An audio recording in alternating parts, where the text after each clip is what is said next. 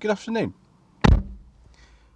Today's the 21st of August and we're going to be continuing our theme of sensible consumer advice this week by talking about a used Vauxhall Astra and if you should buy one or not. So, rather like my previous video, this one has been prompted by the search that I did for a client in London last week, and eventually she bought a 2008 Vauxhall Astra 1.8 design, and it was just under £2,000. I actually have sourced an Astra before of that type. My father-in-law has an Astra of this generation. It's known as the Mark V Astra or the Astra H, depending on what your preference is. And they were made between 2004 and 2010, although production overlapped with the Astra J between 2009 and 10. My father-in-law's one is actually a 2010 model, so that's why I know it. They were built into 2010, and actually they were built partially, not entirely, at Ellesmere Port, which is very close to where he lives, and lots of people have them up there. They might just be, and could possibly be, the best used car on the market for less than £2,000. Let me explain why. Very often we talk in the classic car world about the fact that, in previous years, a car used to be, common as much street furniture. And now, it's worth a lot of money and, you don't see them anymore. That's true with the older, Cortinas, Escorts, Granadas, that kind of thing, but in particular. This will one day be true, of course, of the Mark V Astra, the Astra H. But at the moment, they just represent extremely good value for money. Because they were initially fleet cars and they suffered heavy depreciation, and because there were a lot of them around, it was in the top 10 best-selling cars in Britain for years, the choice out there is remarkable. And there are no real fundamental kind of flaws that are very serious with this particular car, other than the Vauxhall badge, probably a slightly smaller boot than in some other models of the time. Scott Octavia would be an example of that, huge boot on those. And the fact that, some of the control layout's a little bit confusing, such as the one-touch indicators and things like that, but a lot of BMWs and other Vauxhalls had that at this time as well, so it's nothing too unusual. The good thing about it is that, of course, you can get that car serviced in virtually any independent garage you want to. The parts are really cheap and they're fundamentally reliable cars, as long as you obviously service them properly and use the correct grade of oil and change the cam belt at the recommended interval. Both the cars I've sourced personally had a documented full service history with Vauxhall main dealers and had the cam belt changed at the recommended interval. And that's really important when you're looking for a car to see something like that anyway. But, there's a variety of models, and we'll go into a little bit about that now. Putting aside the 1.3 and 1.7 litre diesels that I don't generally talk about very much anyway, and I'm not sure how much I can.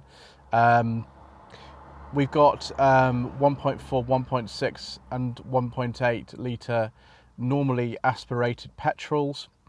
And then two turbos, 1.6 and 2 litre turbos. The turbos are pretty rare and pretty crazy, all of those. There's various power outputs for them. The ones that probably most people will be interested in, though, the 1.4, 1.6, 1.8 Family 1 petrol engines generated between 90 and 140 horsepower.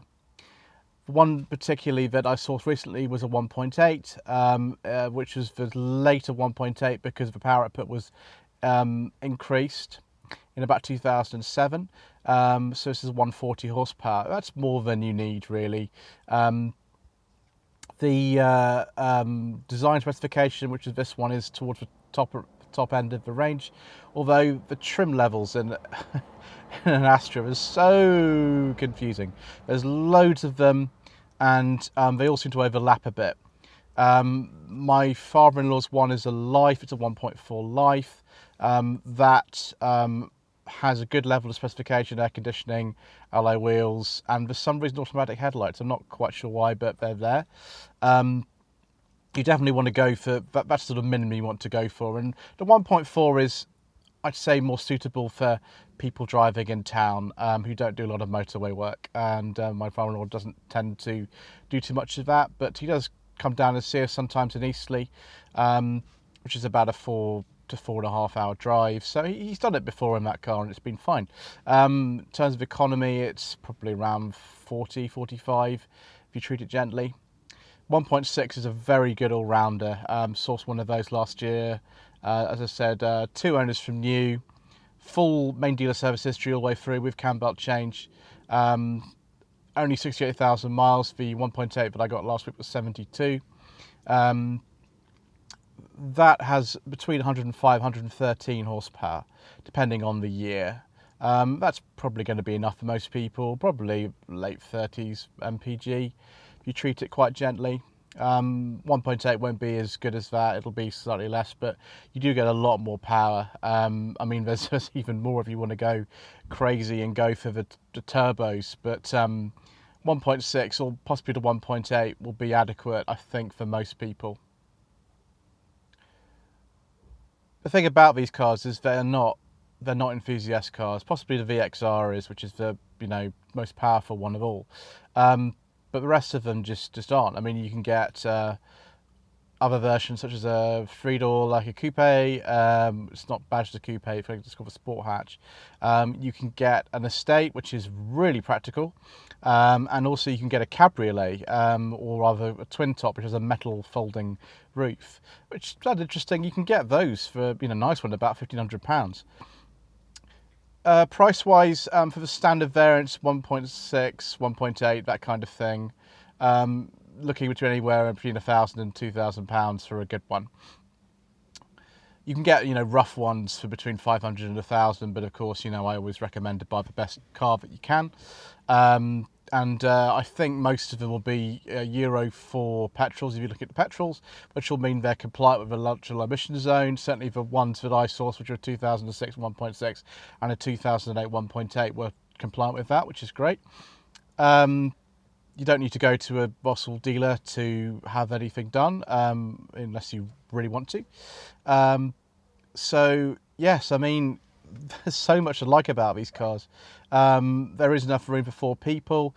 The dash actually has soft touch material on the top of it, which I wasn't expecting. Some of the later ones even have an aux input for the stereo.